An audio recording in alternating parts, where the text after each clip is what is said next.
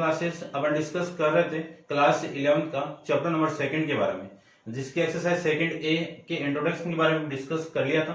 पहले आप उस इंट्रोडक्शन को देखिए, क्योंकि उसी पे बेस्ड सारे क्वेश्चन है, तो कंसेप्ट आपको पता चलने के बाद क्वेश्चन सारे आपके सोल्व अपने आप हो जाएंगे। तो एक्सरसाइज 2A का क्वेश्चन नंबर 2 यानी फर्स्ट के अंदर आपको गिवन क्या है वो देखिए। सबसे पहले तो आपको गिवन है कि x बिलोंग्स टू 2, 4, 6, 9, यानी x एक एलिमेंट है जो इस सेट में क्या कर रहा है, बिलोंग कर रहा है, एंड y एक सेट है, y एक एलिमेंट है जो इस सेट के अंदर क्या कर रहा है, बिलोंग कर रहा है। ठीक है। From the all order pair x, y, यानी जो ऑर्डर पेयर है वो क्या है आपका x, y, ये ऑर्डर पेयर है। ठीक है ना। अब ये पता है कि ये जो एलिमेंट वो इस सेट में है और ये जो y एलिमेंट वो इस सेट में है। ठीक है, अगले दिन बोला है। ठीक है।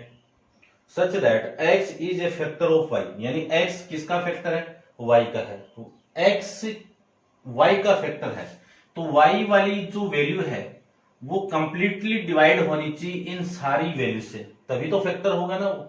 ठीक है ना। उसमें कुछ भी रिमाइंडर नहीं आना चाहिए, पूरा पूरा उसमें क्या होना चाहिए, डिवाइड होना चाहिए। ठीक है ना।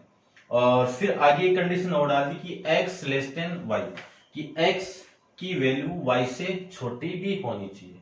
ठीक है ना। तो जो पॉसिबल केस है, जो ऑर्डर पेयर है आपके, वो क्या क्या मिलेंगे, ध्यान से देखना आप थोड़ा सा। मैं सबसे पहले इस 2 से इन सबको डिवाइड कर दूं तो कौन कौन डिवाइड हो रहा है, ये 4 हो रहा है, 6 हो रहा है और 18 भी हो रहा है, ये नहीं हो रहा है। तो 2 4 को डिवाइड कर रहा है, 2 6 को भी डिवाइड कर रहा है, 2 18 को भी कंप्लीट डिवाइड कर रहा है और 27 को नहीं कर रहा है, 54 को कर रहा है। तो 2 54 को डिवाइड कर रहा है। अब देख लो, जो x की वैल्यू है वो y से छोटी भी है और ये जो x है वो इस y का फैक्टर भी है। ठीक है, ये है आपका फर्स्ट। अब इस 4 को चेक करो, 4 का डिवाइड 4 से इसको डिवाइड करो, डिवाइड तो हो रहा है पूरा पूरा, लेकिन ये दोनों वैल्यू इक्वल है, ये वाली वैल्यू इससे छोटी होनी चाहिए, तो ये केस आपका पॉसिबल नहीं है। अब इसको यानी इससे इसको डिवाइड करो, नहीं हो रहा है, इसको इससे डिवाइड करो, यानी इसको इससे डिवाइड करो, नहीं हो रहा है, इसको इससे डिवाइड करो, नहीं हो रहा है, लेकिन 54 4 से डिवाइड हो रहा है क्या, ये भी नहीं हो रहा है। तो ये 4 का कोई भी ऑर्डर पेयर आपको नहीं मिलेगा। 6 वाली की बात करो, 4 6 से डिवाइड नहीं हो रहा है और छोटा भी है ना, और 6 6 से डिवाइड हो रहा है, ये छोटा नहीं, ये इक्वल है, तो ये केस में नहीं मिलेगा। 18 6 से डिवाइड हो रहा है, तो 6, 18। 27 6 से डिवाइड नहीं हो रहा, कंप्लीट डिवाइड होना चाहिए। 54 6 से डिवाइड हो रहा है, तो ये आपका क्या हो जाएगा, 6, 54। ठीक है। नेक्स्ट देखो, 54 2 से डिवाइड हो रहा है, 54 यानी इस 54 को ये 2 भी डिवाइड कर रहा है, ये तो हो गया ना। इस 9 के लिए चेक कर रहे हैं, 4 9 से डिवाइड नहीं हो रहा है, 6 9 से कंप्लीट डिवाइड नहीं हो रहा है, लेकिन 18 हो रहा है, तो आपकी वैल्यू क्या आएगी, 9, 18 और उसके बाद में 9, 27 फिर 9, 54, ये वैल्यू आएगी आपकी। जो पॉसिबल आपकी जो ऑर्डर पेयर है वो आपको ये मिलेंगे। ठीक है ना। ये जो फर्स्ट वैल्यू है आपकी, ये आपकी क्या है, x है। इन सब वैल्यू को देख लो, जो फर्स्ट वैल्यू है वो इस कंडीशन को सेटिस्फाई कर रही है और इस कंडीशन को भी सेटिस्फाई कर रही है, तब आपके ऑर्डर पेयर आपको ये मिलेंगे। नेक्स्ट क्वेश्चन देखिए, क्वेश्चन नंबर 2 के बारे में डिस्कस करते हैं। सेकंड क्वेश्चन में आपको गिवन है कि find number of x and y if x plus 3, y minus 5 equal to 5, 0। ये गिवन है कि आपको x एंड y की वैल्यू फाइंड आउट करना है, और जब ये वाला ऑर्डर पेयर इस ऑर्डर पेयर की इक्वल है तो अपन जानते हैं कि इस ऑर्डर पेयर का फर्स्ट कंपोनेंट की इक्वल, तो x प्लस 3 किसकी इक्वल, 5 की इक्वल, और y माइनस 5 किसकी इक्वल, 0 की इक्वल।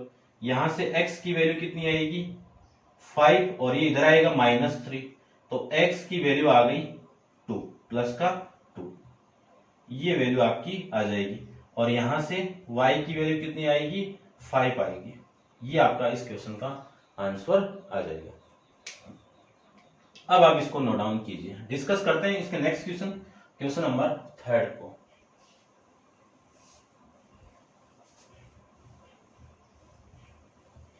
देखिए क्वेश्चन नंबर 3 की मैं बात करूं तो 3 के अंदर क्या क्या गिवन आपको। 3 में इफ a इक्वल टू 1, 3, 5, 7 ये सेट गिवन है, और b इक्वल टू 2, 4, 6 ये सेट गिवन है।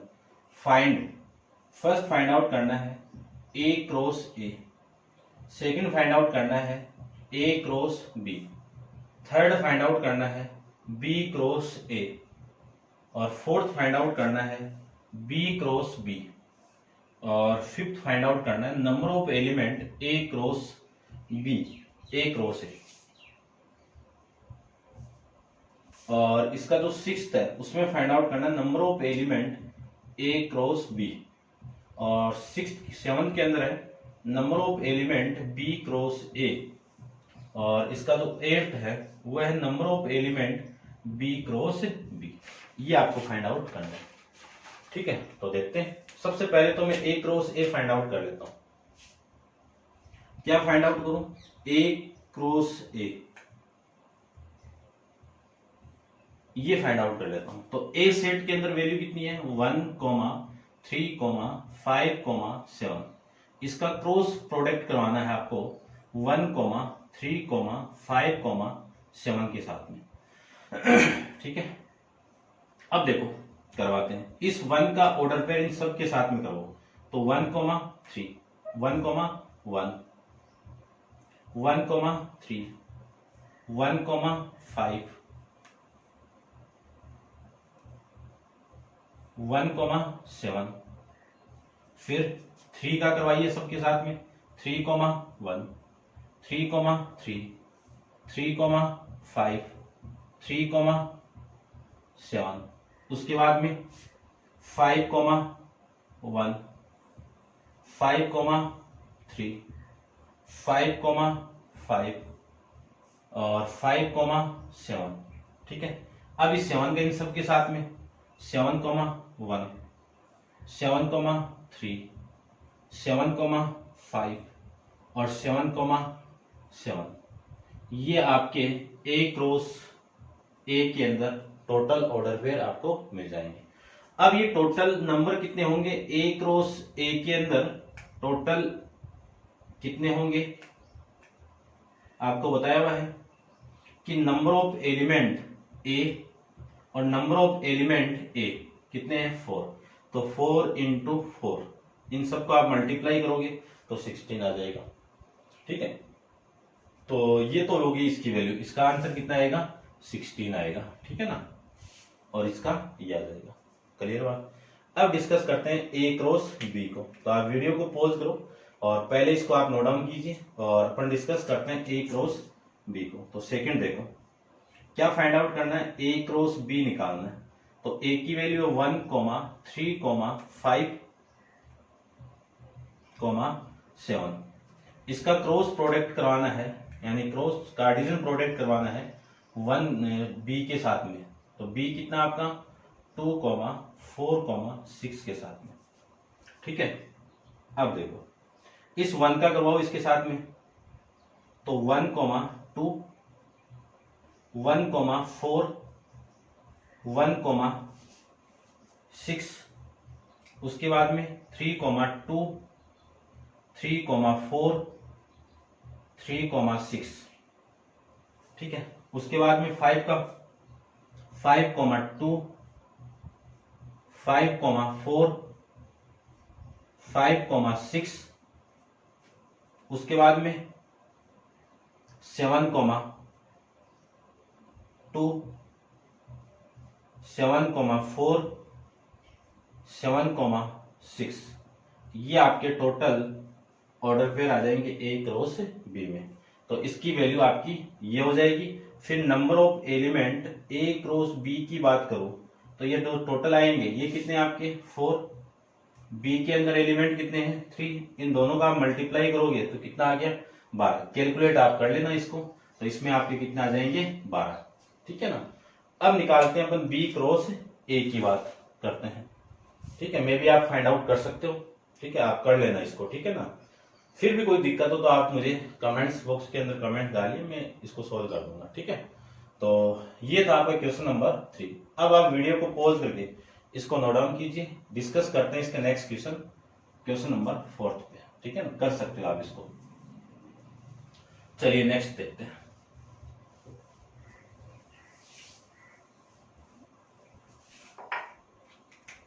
क्वेश्चन नंबर 4 के अंदर क्या गिवन है, देखिए।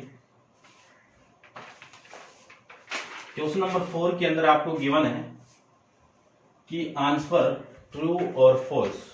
देखो फर्स्ट के अंदर if P equal to M comma N, Q equal to N comma M, ये दो सेट आपको गिवन है। तो इनका जो कार्टेशियन प्रोडक्ट है वो क्या आया हुआ है कि M कोमा N और N कोमा M। अगले ने बोला है कि एक सेट P है, ये Q है, इन दोनों का कार्टेशियन प्रोडक्ट ये आ रहा है। तो देखो पहली बात तो P क्रॉस Q के अंदर एलिमेंट है कितने, ये ऑर्डर पेयर कितने हैं, एक तो 1 और 2 है। लेकिन यहां से मैं P क्रॉस Q निकालूं तो ऑर्डर पेयर कितने आएंगे, 4 आएंगे।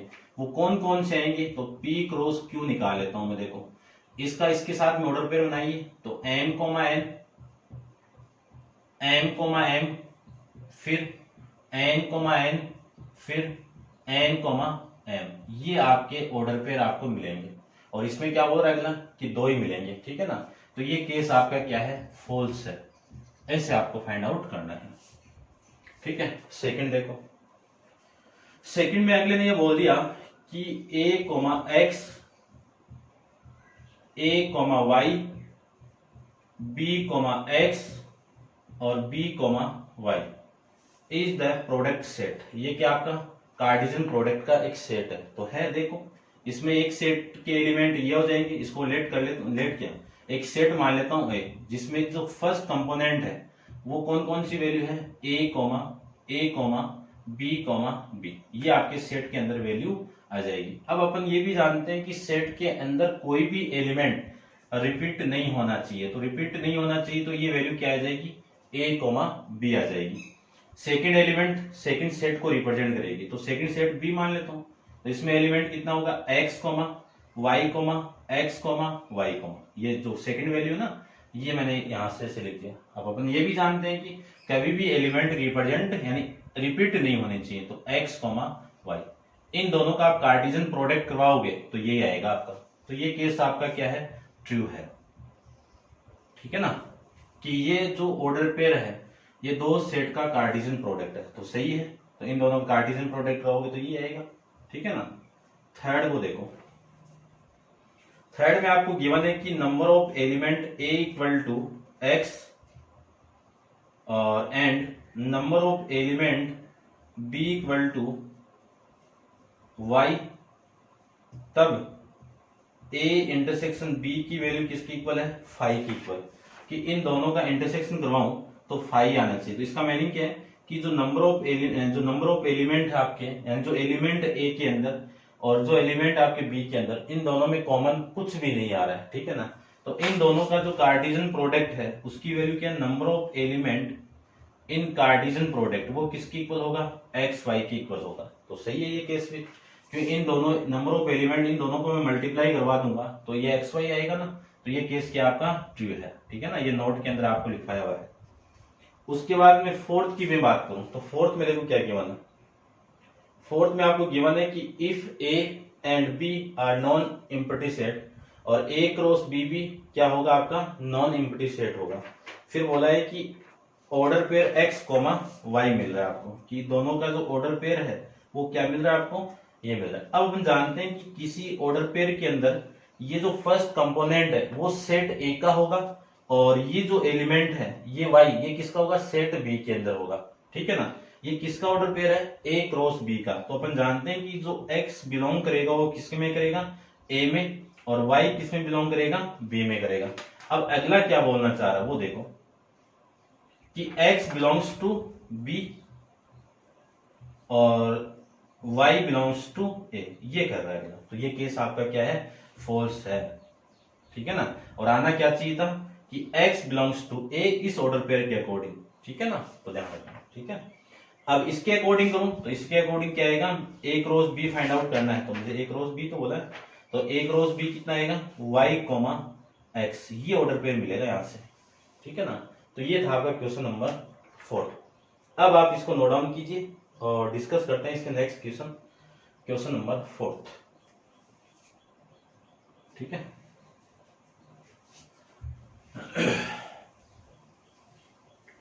देखिए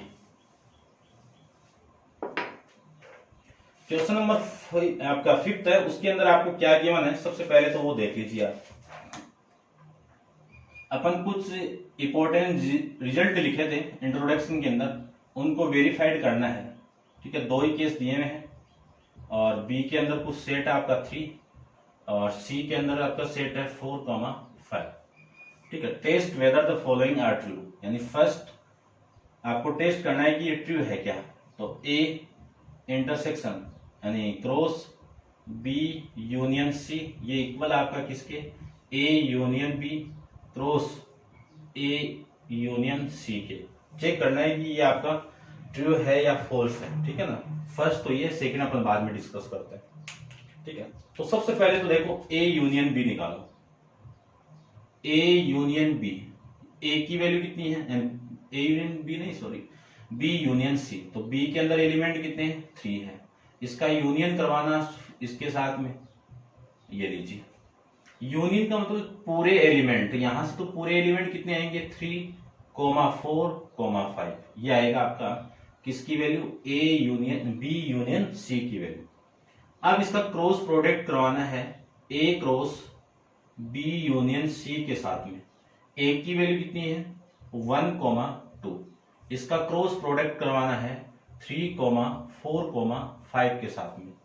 तो आपकी वैल्यू देखो 1 का इसके साथ में करवाओ तो कितना आएगा 1, 3, उसके बाद में 1, 4, उसके बाद में 1, 5, उसके बाद में 2, 3, उसके बाद में 2, 4, उसके बाद में 2, 5, ये आपके इस पूरे के अंदर वैल्यू, ऑर्डर पेयर की वैल्यू आ जाएगी।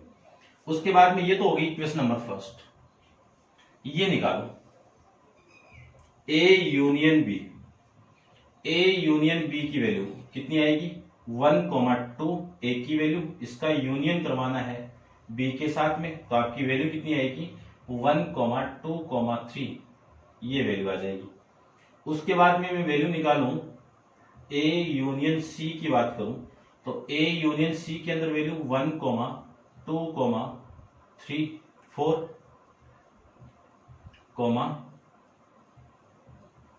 5, ये वैल्यू आएगी, ठीक है।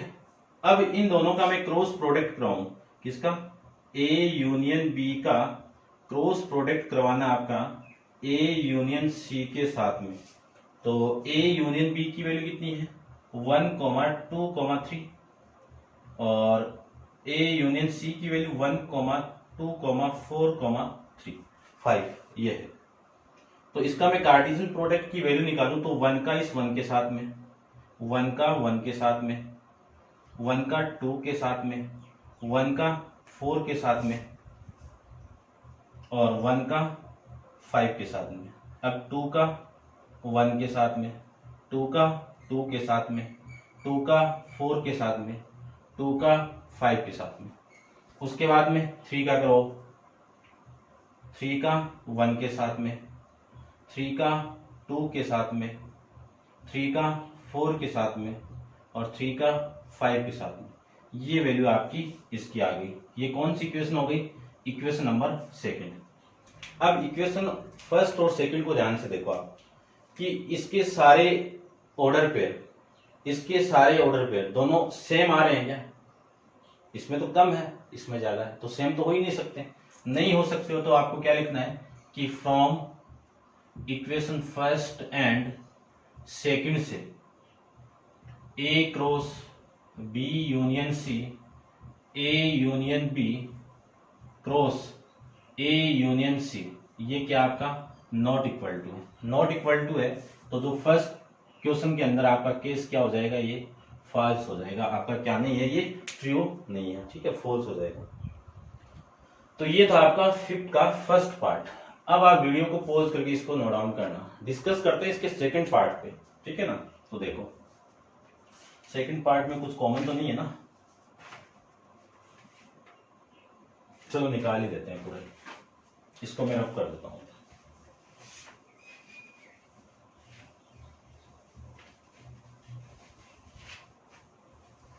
देखिए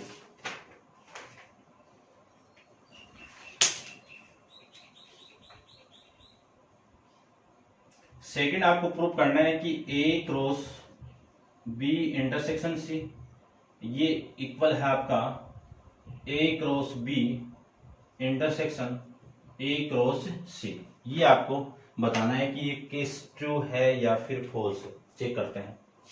सबसे पहले तो मैं बी इंटरसेक्शन सी की बात करूं तो बी इंटरसेक्शन में मैंने क्या है, कॉमन आना। तो बी और सी में कुछ कॉमन आ रहा है क्या, कुछ भी नहीं आ रहा है, यानी खाली आ रहा है, खाली को मैं फाइव लिख सकता हूं, ठीक है ना। अब इसका ए क्रॉस बी इंटरसेक्शन सी, इसका ए की वैल्यू कितनी है 1,2, इसका क्रॉस प्रोडक्ट करवाना है सी बी इंटरसेक्शन सी के साथ में, तो इसमें वैल्यू कितनी है, खाली है पूरा, और खाली है तो इसका मैं कार्टेशियन प्रोडक्ट निकालूं तो आपका कार्टेशियन प्रोडक्ट भी क्या आएगा, 5 आएगा, ठीक है ना। इसकी जगह आप 5 लिख सकते हो, ये लो 5 लिख दो, ठीक है। तो इसकी वैल्यू क्या आएगी 5, ये इक्वेशन नंबर आपकी फर्स्ट। उसके बाद में ए क्रॉस बी निकालो, तो ए क्रॉस बी देखो, ए की वैल्यू ये, बी की वैल्यू ये, ए का इस 3 के साथ में, ठीक है ना, ए का 3 के साथ में, उसके बाद में 2 का इस 3 के साथ में, तो ये तो हो गया ए क्रॉस बी के अंदर वैल्यू। फिर मैं बात करूं ए क्रॉस सी की, तो ए का इस सी के साथ में 1,4 1,5 फिर 2,4 फिर 2,5, ये ए क्रॉस सी के अंदर ऑर्डर पेयर की वैल्यू। अब इन दोनों में कॉमन कुछ आ रहा है क्या, यानी ए क्रॉस बी, इसका इंटरसेक्शन करवाना आपको ए क्रॉस सी के साथ में, तो ए क्रॉस बी और ए क्रॉस सी के अंदर कुछ भी ऑर्डर पेयर आपका कॉमन नहीं आ रहा ना, तो 5 आएगा। कुछ भी नहीं आ रहा तो खाली को मैं 5 लिख सकता हूं, ये इक्वेशन नंबर सेकंड। अब इन दोनों इक्वेशन से देखो कि from equation first and second के अंदर ये वाली साइड इक्वल है, ये इक्वल है तो ये अपने आप इक्वल होगी, तो मैं लिख सकता हूं कि A cross B intersection C ये इक्वल होगा A cross B intersection A cross C के। ये केस आपका क्या है, ट्रू है, ये केस क्या आपका ट्रू है, ठीक है। ऐसे अपन इस क्वेश्चन को सोल्व करेंगे। अब आप वीडियो को पॉज करके इसको नोट डाउन करना और डिस्कस करते हैं इसका नेक्स्ट क्वेश्चन, क्वेश्चन नंबर 6 पे, ठीक है।